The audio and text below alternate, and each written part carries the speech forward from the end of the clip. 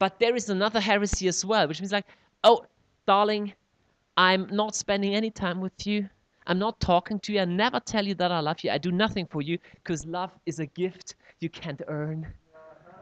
Well, see, there are two heresies, and we understand it pretty well in our human relationships.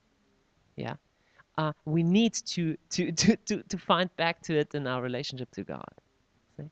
But it starts with the realization that you are made to be in a place with God and to experience Him in a setting which is called a garden, which means it is beauty, it is delight, and it's a waste of money and time.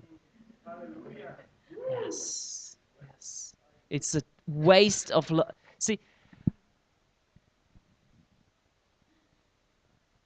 there is a strong scripture which really shakes me to the core in Song of Songs, chapter 1, verse 6. Who is a little bit familiar with the overall story of Song of Songs? Can't you see? Okay, I just give you a 2-sentence introduction. The Song of Songs is a Hebrew poem describing the love between a woman and a man. Okay? But from the early rabbinic writings on, so already in Judaism, it was considered to be a metaphor or a picture for the love relationship between either God and Israel, or God and the church, or God and the individual soul, like you and I.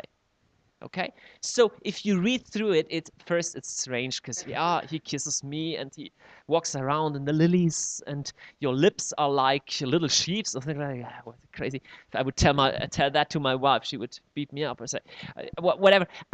But there is a lot of spiritual wisdom behind it, and it has been a part of mystical teaching of the churches all through the centuries to look for parallels, to look for hidden treasures in this book.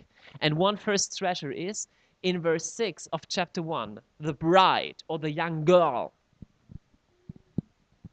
says, well, first, I am dark, my skin is dark, which means I am not beautiful. In this culture, it was esteemed as being beautiful if you're very pale, if you're white, because only the workers outside in the field, they get brown. So she said, don't look at me that I am so ugly.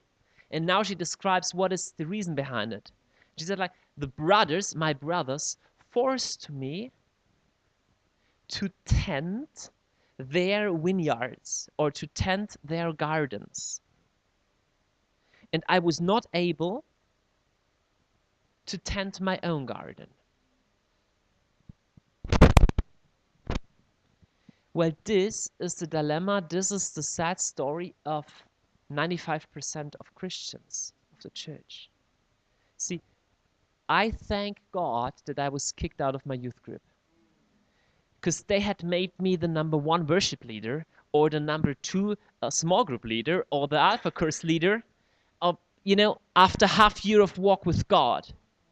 And I would have missed out on really meeting God. And I think I would lead the Alpha course until today with 4 people attending or so.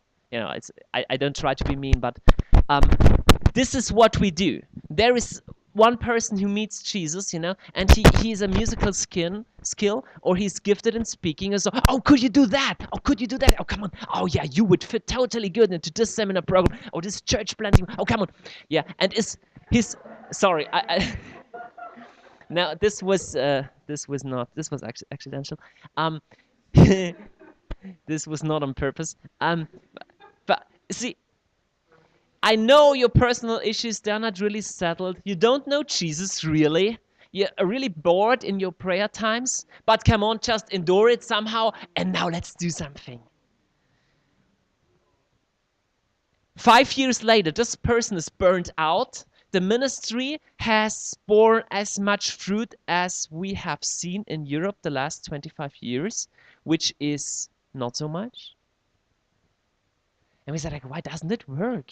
I mean, the Great Commission is so clear, but signs and wonders, why doesn't it happen? Well, John 15. Apart from me, you can do nothing. Well, you can do nothing. Nothing. Nothing. But Jesus